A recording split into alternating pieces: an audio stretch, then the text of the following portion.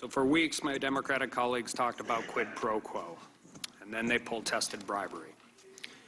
But they had a problem, because these things will never change. There was no pressure.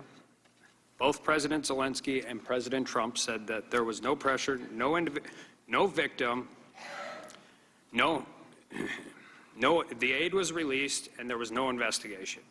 And you know what else? There was no whistleblower, there was no Adam Schiff.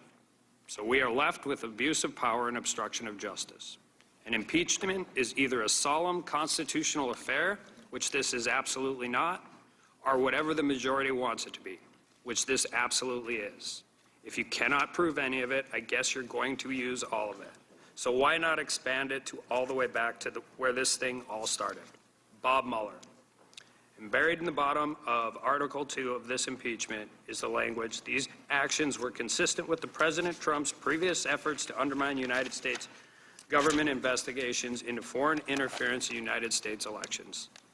This is nothing more than a legislative drive-by, or probably more accurate, the majority's attempt to return to the scene of a non-crime. But I guess after 2 years, 19 lawyers, 40 agents, 500 warrants, 2,800 subpoenas, $30 million, there is simply no way they could leave it out. So here's just a reminder. The investigation did not establish that members of the Trump campaign conspired or coordinated with the Russian government in its election interference activities. Mueller report, page 2. This started the day President Trump won the election. This has been the foregone conclusion since the day the Democrats won back the majority.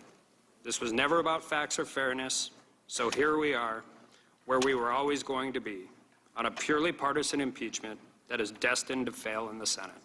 And with that, I yield back.